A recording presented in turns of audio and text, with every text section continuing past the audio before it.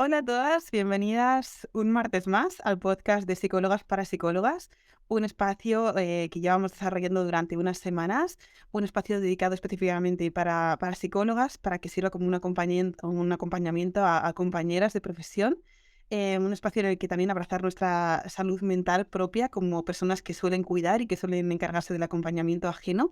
Pues este es nuestro espacio, vuestro espacio para, bueno, para tejer redes, para crear comunidad, para crear tribu entre psicólogas, para que podamos formarnos, para que podamos también sentirnos identificadas en las dudas, curiosidades, inquietudes que tengamos.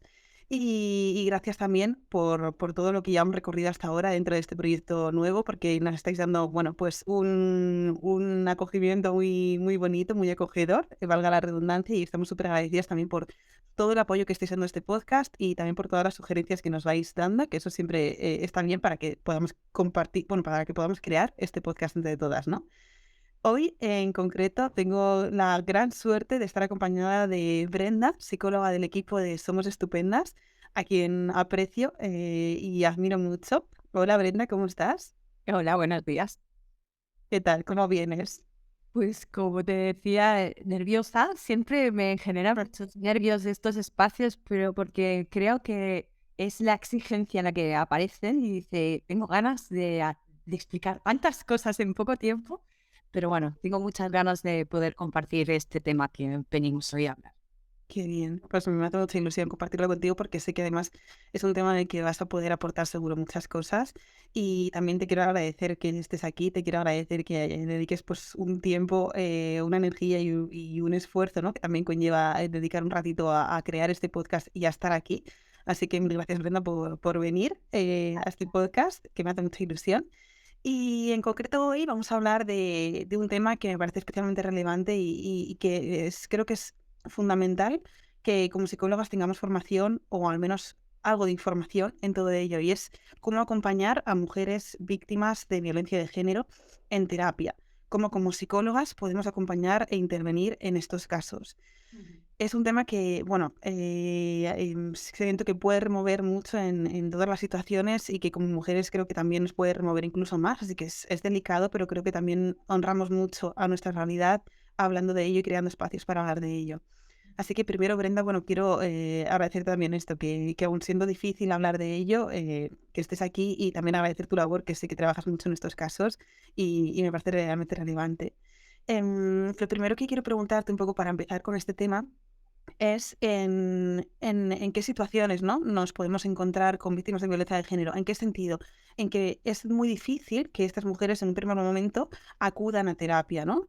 Entonces, ¿qué señales podemos identificar como psicólogas que pueden darnos información de que una de las mujeres a las que acompañamos esté siendo víctima de violencia de género, aunque en un primer momento, por ejemplo, no lo haya demandado como tal? Ujú. Bueno, yo creo que para determinar bien las señales, tenemos que conocer bien qué significa violencia y qué tipos de violencia existen, ¿no? Porque entonces veremos que ellas nos van contando cosas que tienen que ver con este tipo de violencias que están sufriendo, ¿no? La más evidente es la violencia física y no es la que normalmente van a venir ocultando, ¿no? Es algo que ellas van a poder expresar, que las golpean o que la han quemado o que la han mordido o que hay empujones, tirones de pelo, ¿no? Esta violencia más física es la que realmente conocemos habitualmente y que no nos sorprende tanto. Cuando hay eso, entonces ya sabemos que hay violencia, ¿no? De género. Pero claro, hay otras conductas que sí que podemos visualizar o alertas que nos pueden hacer entender que hay otros tipos de violencia. Por ejemplo, cuando ellas hablan de que en su relación de pareja no toman decisiones, ¿no? Cuando hay ese control en la toma de decisiones y no se cuentan nunca con ellas, ¿no? O que no hay un control incluso financiero, ¿no? Que se llama es la violencia más económica, donde hay un control financiero, donde ellas no pueden disponer de su dinero, a veces incluso se les prohíbe trabajar o no pueden formarse. Entonces ahí podemos detectar que hay algo, ¿no? Que nos hace pensar que hay un tipo de violencia. También la que es también muy conocida, que es la violencia psicológica o emocional, nos van a hablar como de situaciones donde ellas sienten que la pareja ridiculiza a las mujeres en general, ¿no? O situaciones, te van a explicar en situaciones en las que hay mucha humillación, hay gritos, o que hay que ella siente que no puede expresar libremente sus opiniones porque tiene miedo a la reacción que va a tener él, ¿no? Esto es algo muy típico, ¿no? De yo no hago esto porque no quiero que se enfade, ¿no? Cuando hablan de estos términos, ayer había una chica que me decía, no, si nosotros salíamos en, con otra pareja y yo no hablaba con el otro chico, porque si no, sabía que esto le podía provocar celos, ¿no? Y entonces, para no provocarle celos, yo ni le hablaba, ¿no? Y entonces dices, wow, ahí está claramente, ella sabe perfectamente qué va a hacer que él se enfade y por tanto ella se contiene muchísimo en cuanto es su conducta, no es una conducta libre, ¿vale? Entonces ahí claramente hay una violencia, ¿no? No es ella la que hace o piensa o dice, sino que es en función de lo que espera que haga él. Em, También hay conductas en las que son muy sutiles, como vas a salir así vestida a la calle, ¿no? Estas medidas de control, ¿no? Que tienen que ver con el juicio constante de cómo van vestidas, cómo van maquilladas. Entonces, poco a poco dejan de ir maquillándose o vistiéndose de la forma en que se supone que no pueden ir. Puede ser muy sutil o puede ser muy directo con insultos claros de así si sales a la calle pareces una puta, ¿no? O sea, también depende del tipo de agresiones, si son más manipulativas o son más directas en cuanto a ellos, ¿no?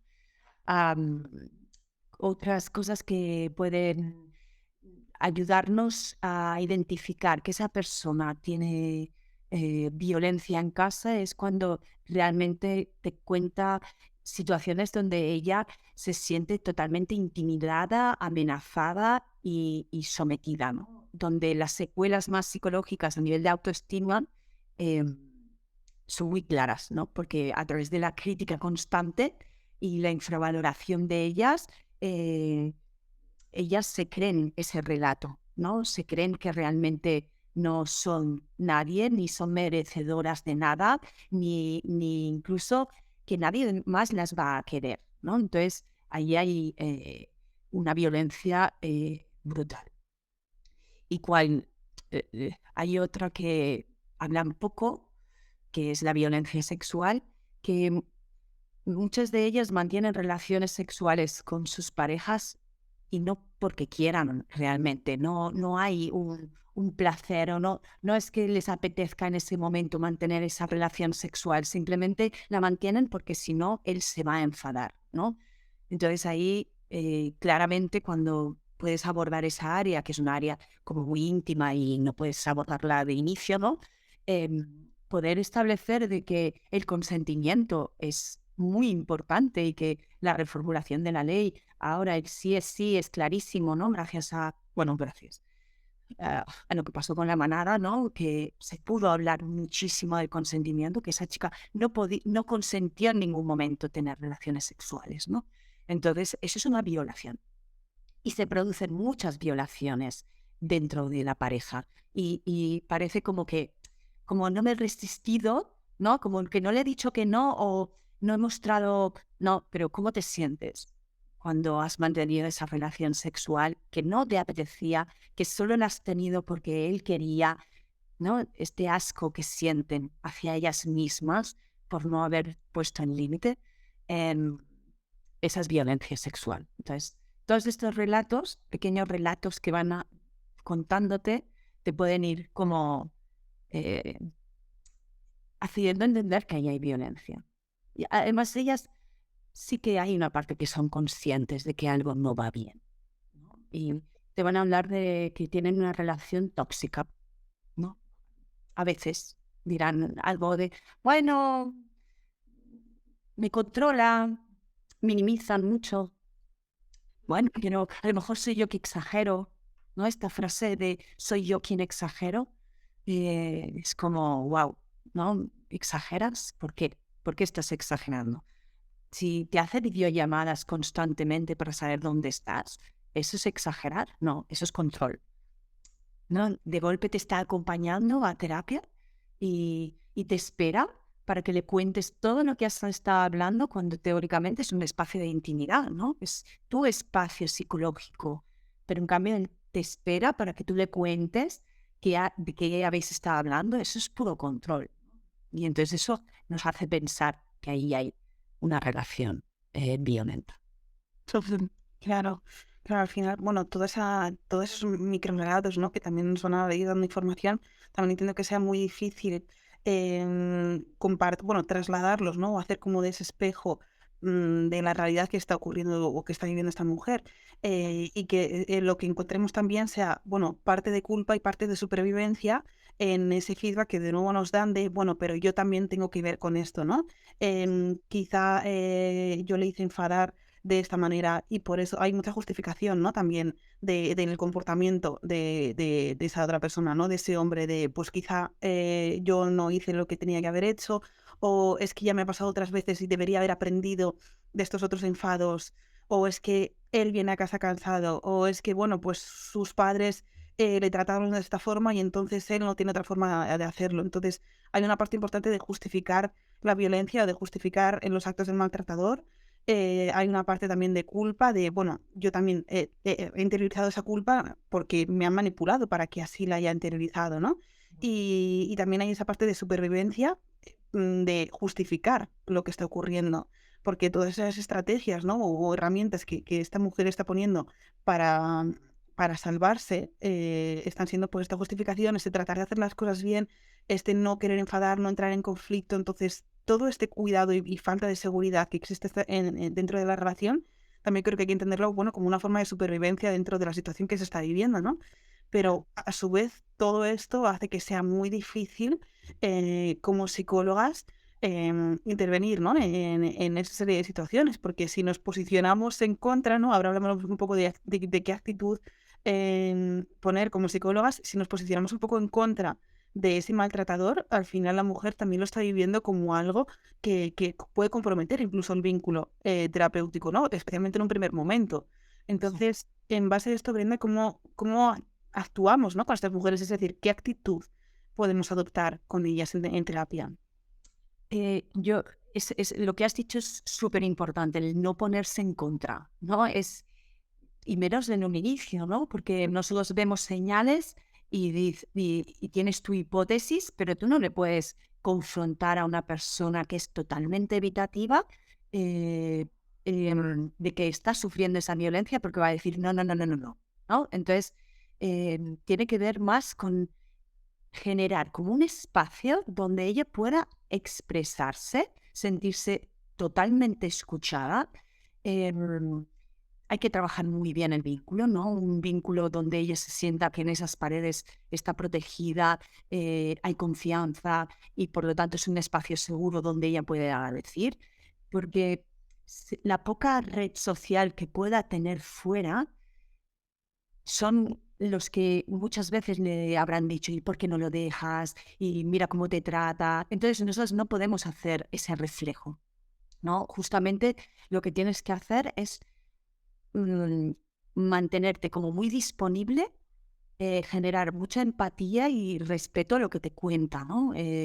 Hacer entender desde dónde lo cuenta y cuáles son esos mecanismos que está ella poniendo en marcha para sobrevivir la situación que está llevando a cabo, ¿no? Porque es que no es lo mismo cuando es una mujer que está en la situación de violencia y entonces es de supervivencia, que cuando están en fase de ya han roto con la pareja o están separadas y entonces ahí hay más recuperación. Podemos hacer intervenciones distintas, ¿no? Entonces eso sí que es muy, muy importante. No hacer nunca juicios respecto a cómo es él o cómo deja de ser, ¿no? Tienes que propiciar, ayudar a la persona que sea ella quien ponga palabras y pueda ver qué conductas está teniendo esa persona y por lo tanto que ella vea que es violencia. Claro, claro, claro, como plantear un poco esa semilla, ¿no? ¿Qué se suele decir? Porque al final, si también nos posicionamos en una postura demasiado directiva, especialmente en un inicio, ¿no? Cuando ese vínculo todavía es más frágil y cuando el vínculo que se está priorizando es el vínculo con el maltratador, o, bueno, o la relación de violencia que se ha establecido. Entonces, si nos posicionamos ahí, quizá de esa forma directiva, ya no solo que se comprometa ese vínculo y que podamos perder la oportunidad de salvar, ¿no?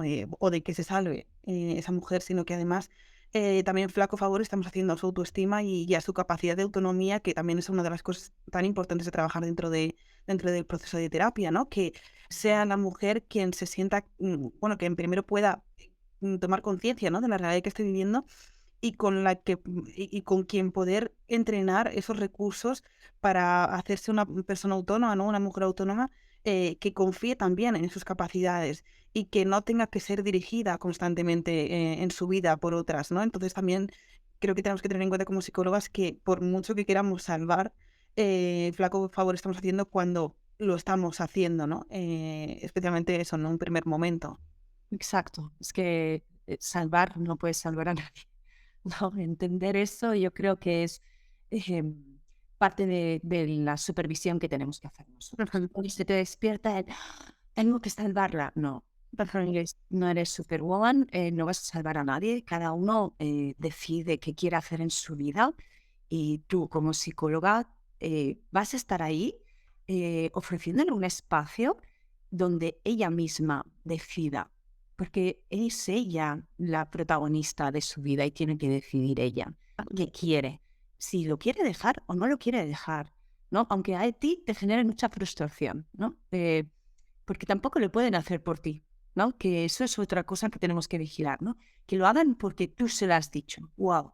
No. Entonces ahí no aprenderá nada porque lo van a repetir, ¿no? Justamente lo que queremos es que ella sea autónoma, independiente, se empodere, tenga sus recursos, sea consciente de ella y, y decida lo que quiera hacer con su vida, porque es su vida, no es la nuestra. Entonces sí que es importante darle ese poder a ella. Totalmente. Y creo que es súper importante también siempre, ¿no? Pero en general ahora creo que lo comentabas, el hecho de supervisar, porque entiendo que esto puede generar, bueno, puede conectar con muchas heridas que como mujeres es probable que tengamos, o que puede haber muchas partes de nosotras que se manifiesten ahí, ¿no? Y que no estemos acompañando a esa mujer como necesita que lo hagamos, ¿no? O sea que creo que esto también es súper importante. Y respecto a lo que trabajar con mujeres víctimas de violencia de género, claro, al final, dentro de todo este proceso de terapia, van a existir muchas diferencias, ¿no? En función de en qué momento esté, qué trabajamos, ¿no? Y también cómo trabajamos. Entonces, ¿qué dirías que es importante trabajar con ellas? ¿En un inicio, en un transcurso, cuando vamos más o menos ya interiorizando esos recursos y cuando ya se va viendo que esa mujer va avanzando dentro del proceso? Claro, lo primero que hay que trabajar es esa conciencia de que hay violencia, ¿no? Y para ello hay que trabajar varios procesos que ellas ejercen, ¿no? En su vida a día, ¿no? Esos mecanismos de defensa que ellas tienen para poder sobrevivir, ¿no? Y hay que trabajar, por ejemplo, lo que llamamos la habituación, ¿no? La normalización de la violencia viene por ese proceso de habituación, que es un proceso de aprendizaje adaptativo, ¿no? Que hacemos todos en muchísimas situaciones, ¿no? Eh, pero claro, en ellas es un proceso que hace que vamos normalizando y vamos como escalando y vamos como aceptando cada vez más nivel, ¿no? Entonces, entender que el nivel está aquí y que tú estás aquí es una de las primeras cosas que tenemos que trabajar. Entonces, yo muchas veces les hablo de la metáfora de la rana, ¿no? En el que para hervir a una rana viva como lo podemos hacer, ¿no? Y entonces entender que la rana se hierve porque tú la pones en agua fría, porque si la pusieras de entrada en agua caliente, ella saltaría, ¿no? Porque se defendería, ¿no? Porque no, ellas no entran en un proceso de violencia directo. Si el primer día las pegaran, o el primer día las humillaran, o les gritaran, o les insultaran, probablemente no estarían en esa situación, ¿no? Entonces, entender que ellas, como la rana, entran en una situación cómoda en la que están felices, y entonces el agua está fría, y que lo que ha pasado es que poquito a poco se van aumentando los grados de calor del agua, y por lo tanto la rana se va como acostumbrando a que pues no pasa nada, ¿no? Si estoy bien. Entonces pierde el contacto de cuándo tiene que saltar. Ella no muere hervida porque el agua está caliente, sino porque no sabe que tiene que saltar, porque ya se ha acostumbrado a que el agua está caliente. Entonces ella lo veía bien, lo veía normal. Entonces esa normalización es un grave proceso para ellas. Entonces eso hay que desmantelarlo poquito a poco con todos esos microrelatos que te van expresando, eh, y junto con el mecanismo de negación que hacen, se olvidan de todo. Es una pasada, es como yo a veces les hago broma ya cuando tengo vínculo con ellas, y digo, es que yo no te voy a dejar que te olvides, ¿no? O sea, porque yo sí me lo apunto todo.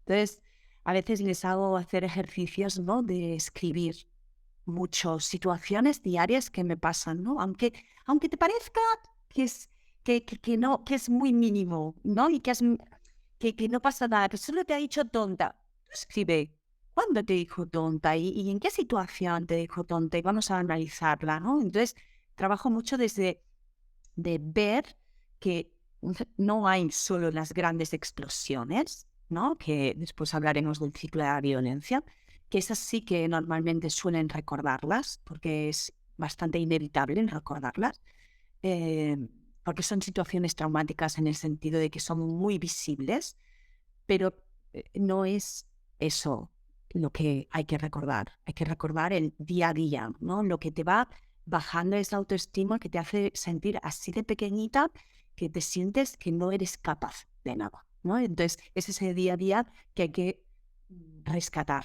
Y eso para mí es lo más fundamental, para trabajar de inicio. Otra cosa que trabajo de inicio es el cómo definirlos a ellos. Es decir, si coges cualquier manual de violencia de género, te ponen características del maltratador, características de la víctima. Entonces, otro ejercicio que hago mucho con ellas es que definan cómo es esa persona, ¿no? Entonces, ellas lo definen y yo llevo las características del manual y comparamos, y dices, anda, que solo falta la foto de él, ¿no? Aquí, porque es que es así muchas veces, ¿no? Y darte cuenta que no estás exagerando, no estás mintiendo, no te lo estás inventando, ¿no? Tiene que ver con que él tiene un comportamiento hacia ti de humillación, de abuso, de querer estar por encima de ti, y eso te está generando muchas secuelas. Y eso es algo que trabajo bastante también de inicio. Ujú. Vale, claro. También con lo como entiendo que en muchos puntos hay que ir también anticipando, ¿no? Que lo que pueda ocurrir cuando va a casa tras la sesión, ¿no? O lo que puede ir ocurriendo, porque en la medida en la que vamos trabajando y vamos interiorizando recursos, o vamos poniendo esa nota de conciencia acerca de lo que está ocurriendo, quizá lo que se pueda recibir por parte del maltratador es un devolver a esa mujer a la caja en la que estaba metida. Claro. Entonces, creo que también es importante, ¿no? Quizá bueno, ir trabajando como en esas dificultades o esas resistencias que se pueden ir encontrando. Anticipar cómo va a reaccionar la otra persona, qué hacer en esos casos, porque, bueno, la tendencia quizá siga siendo, ¿no? La de, vale, es verdad, me tengo que meter en esta caja. Claro, sí, sí, total. O sea, para ellas realmente, al inicio normalmente no hay muchos cambios conductuales, ¿no? Pero en algún momento habrá un cambio conductual. Empezarán a poner límites, entonces ahí habrá todo un cambio del sistema que hay que estar consciente de que eso va a pasar y eso sí que hay que prevenirlas, ¿no? Bueno, va a pasar esto y cómo va a reaccionar y cómo te vas a sentir tú y entonces, ¿qué quieres hacer, ¿no? Para que cuando se encuentren en esas situaciones, pues puedan elegir de meterme en la caja, porque por mi seguridad me meto en la caja, pero también me meto en la caja de otra forma, ¿no? O sea, me mantengo en esa caja aparente porque ya una vez abren su perspectiva, su punto de vista, es difícil volver atrás, ¿eh? También hay como un momento en el que hacen como un clic que, vale, estoy en la caja, pero sé que estoy en la caja. Ya no es lo mismo. Antes estaban en una caja y no sabían que estaban ahí, ¿no? Entonces, ahora sé que me meto en la caja para protegerme. Ok, entonces, ¿qué otros mecanismos puedo hacer para protegerme y no tener que estar en la caja? ¿No? Ahí hay como un punto de inflexión en la terapia, ¿no? Y ya es como, vale, ahora quiero salir de aquí, ¿no? Primero hay que querer salir de la caja y ahora hay que ver cómo hacemos para suplir esa aparente protección que me daba esa caja, que no es real, porque me da mucho sufrimiento. Totalmente, totalmente. Claro, de ahí ya hablamos también de que sea importante, ¿no? Trabajar otras cosas como, como autoestima o como autoconfianza, en recursos propios, también, bueno, en restaurar un entorno, ¿no? Restaurar todo lo que en la vida de esa mujer ha quedado fracturado o ha quedado, bueno, restringido por parte del maltratador, ¿no? Entonces, también hay que restaurar tanto el entorno como el mundo interno de esa mujer, ¿no? Que también vea como qué recursos tiene, porque claro, una cosa bueno, es fundamental, ¿no? Que se dé cuenta de que existe esa caja y de que está metida ahí. Ahora bien, ¿qué herramientas, ¿no? ¿Cómo salgo de ahí de alguna forma? Y ahí vendrá cómo se trabaja con ellas. Es decir, que es importante ya durante este proceso en el que vamos llegando a un punto en el que se salga de esa situación. Vale. A ver, ese es el deseo, o sea, no sé cómo explicarlo, pero el deseo es que ellas salgan de esa caja, pero cuidado con querer presionarlas mucho en que salgan de la caja, ¿ok? O sea, súper importante para mí que ellas decidan si quieren quedarse en esa caja o salir de esa caja, ¿vale? Pero entiendo que una vez son conscientes de que están ahí metidas, hay que ofrecerles la visión de sí mismas distinta a la que tienen, ¿no? Porque tienen un autoconcepto de ellas mismas horroroso en el que no tienen ningún tipo de capacidades em, para ellas mismas resolver nada, ¿no? Entonces hay que recuperar esos recursos que sí tienen pero que están como olvidados. De hecho, muchas de ellas expresan, es que yo no era así antes. Vale, pues vamos a recuperar esa de antes. ¿Cómo era esa de antes? ¿No? ¿Cómo hacía la de antes que no está haciendo ahora? Entonces, ahí yo creo que hay que trabajar muy bien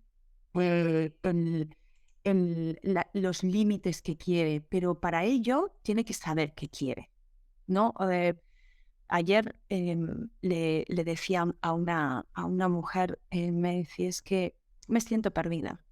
Y, y esa es una emoción, una sensación que tienen muchas de ellas, ¿no? Esa sensación de sentirse perdidas. Pero es normal que se sientan perdidas porque no han tomado decisiones en su vida. Han estado totalmente anuladas. Entonces, claro, es que no saben ni lo que quieren. Entonces, hay que empezar con cosas muy pequeñas, ¿no? Tanto de ¿qué te gusta? ¿Qué tipo de música te gusta? ¿Qué tipo de comida te gusta? ¿Cómo te gusta? ¿Qué aficiones tienes? Porque muchas de ellas es que no tienen, ni lo han pensado hace años que se han olvidado de ellas, ¿no? Entonces, volver a conectarse con el me gusta esto, no me gusta esto.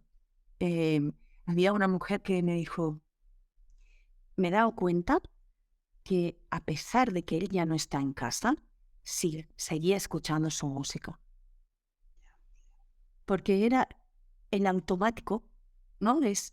Ponía la música, pero es que a mí no me gusta esa música. Bueno, pues entonces empecemos a hacer tu propia playlist, ¿no? ¿Qué música te gusta? ¿Qué te gusta cantar? ¿Qué te gusta bailar? ¿No? O sea, es muy, muy de lo cotidiano. O sea, hay que trabajar mucho en lo cotidiano, ¿no? El el día a día, en la sensación de recuperarse a ellas y de conocerse. Es como un viaje al interior, ¿no? De decir, vale, ahora estás tú aquí y conócete, ¿no? Y hay otra cosa que para mí es fundamental, que tomen decisiones conscientes. Muy absurdo, le decía ayer a una de ellas, le digo, pero a ver, ¿dónde vas a ir ahora? Pues voy a ir a trabajar, me decía. Digo, vale, ¿y por dónde vas a ir? Bueno, no sé, el camino de siempre. ¿Y por qué? Bueno, vale, voy a ir por, ¿no? O sea, es absurdo, parece absurdo porque es un automatismo, pero es que hay que quitar estos automatismos. ¿Dónde vas a ir? ¿Por dónde vas a ir? ¿Qué quieres hacer? ¿Cuándo lo quieres hacer? Toma esa decisión. Quiero ir a ver a mi hijo jugar al fútbol. Ok, ve a verlo, pero porque te apetece. Quiero ir a verlo. Quiero ir a hablar con mis amigas y hacer un café con ellas. Vale, a lo mejor no te sientes capaz de hacerlo porque él se va a enfadar o porque aún estás en esa situación en la que sientes que aún es, vale, pero lo querrías hacer, ¿vale? ¿Qué deberías hacer para poder hacerlo, ¿no? En un futuro. A lo mejor no podemos hacerlo ahora porque no te sientes capaz, pero yo confío y sé que lo vas a saber hacer en un futuro. Eso también es algo que creo que tenemos que hacer como psicólogas. Es como que tú representas aquella confianza en ella que ella no tiene en sí misma, ¿no? El decirle, yo sé que vas a poder, ahora a lo mejor no puedes, sientes que no puedes, ¿vale? Cuando puedes lo harás, ¿no? El no presionarlas, ¿no? Hay tiempo, tu ritmo, te respeto, porque no quiero que hagas lo que yo quiero que hagas, sino se trata de ti y que tú escojas, ¿no? Hay que ser muy coherente en eso, ¿no? Queremos que sean autónomos, por lo tanto, no pueden depender de nosotras. Totalmente.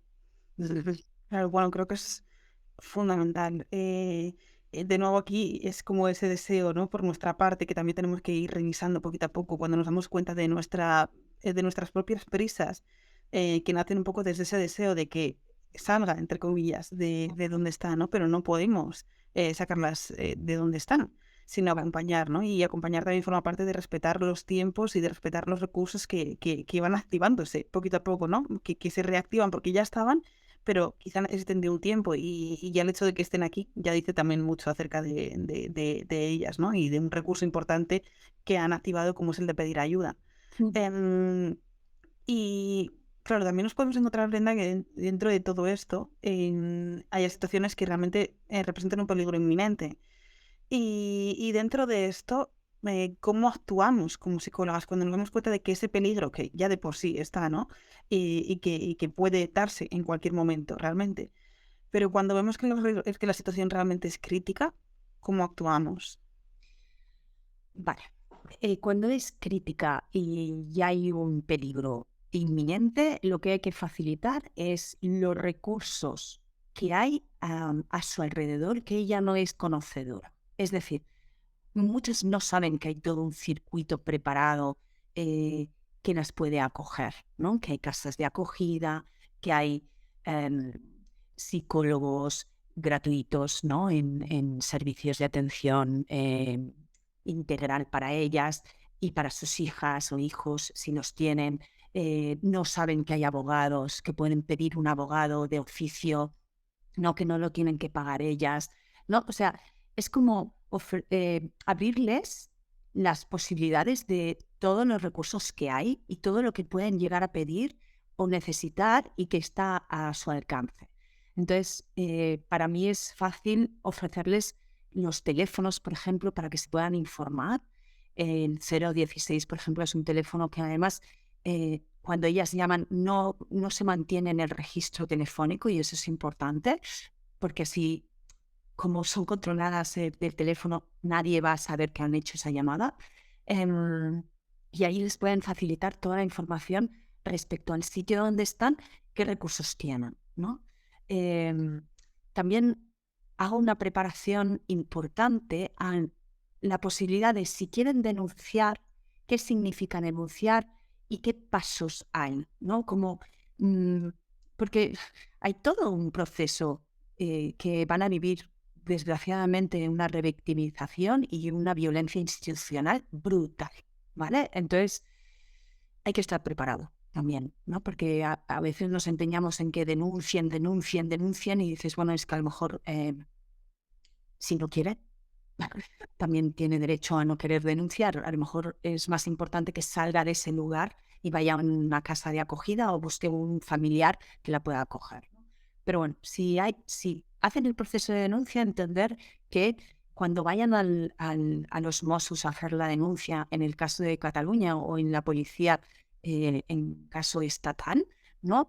Em, hay un centro especializado de víctimas de violencia de género. Por lo tanto, no es hacer una denuncia con el chico o la persona que está allí que atiende a cualquier denuncia de robo, no.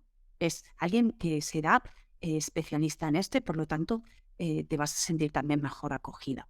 Que puedes pedir este abogado, que hay como un juicio rápido, ¿no? Que se hace en 24 48 horas, donde se toman ciertas decisiones y en esas decisiones, si él eh, eh, acepta lo que ha hecho, eh, ya muchas veces se hace sentencia y ya no hay otro juicio. En cambio, si él no, él sigue negando la situación de violencia, entonces sí que se ponen unas medidas cautelares y entonces hay un juicio posterior que tardará.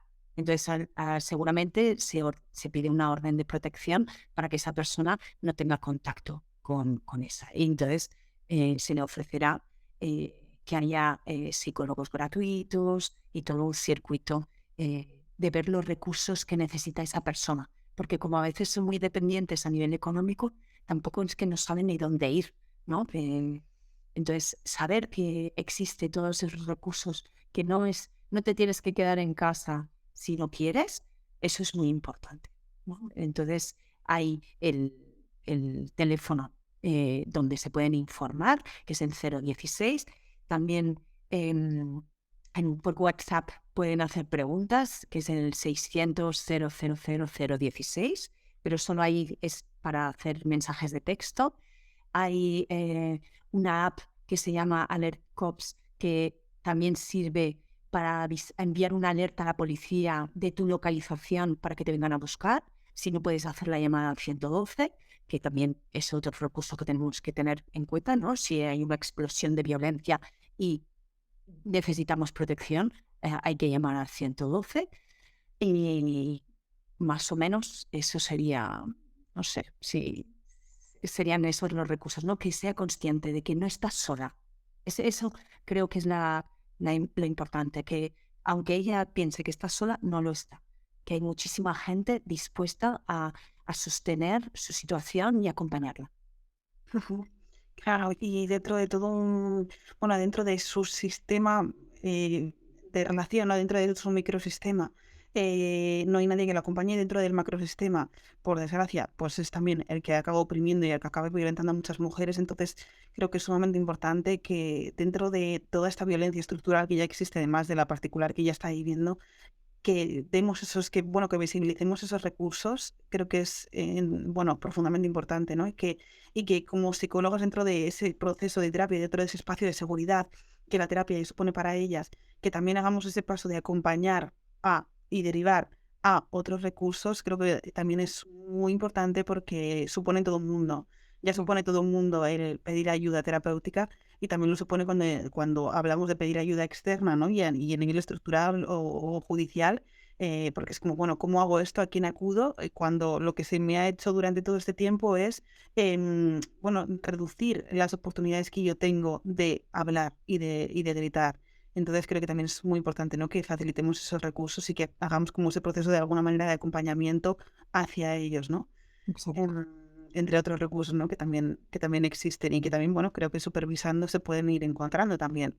Sí, sí, no, incluso podemos llamar e informarnos, ¿no? O sea, es muy importante que como psicólogas, si queremos especializarnos en este sector, tengamos muy claro de toda la red que hay en nuestra localidad, ¿no? De saber cómo funciona, ¿no? Entonces, pues tener contactos con ciertos asociaciones de mujeres, tener con estos SIATs, ¿no? Donde son centros de información y atención a la mujer, que hay en Cataluña y a nivel estatal. Entonces, es muy importante que estemos muy en contacto con esos profesionales para poder hacer derivaciones y que sienta la persona que está como eso, sostenida, ¿no? Porque es muy importante, se sienten muy solas y muy incapaces. Entonces, si sienten que hay un sostén y hay una red que hay ahí que las sostienen, entonces son más capaces de tomar decisiones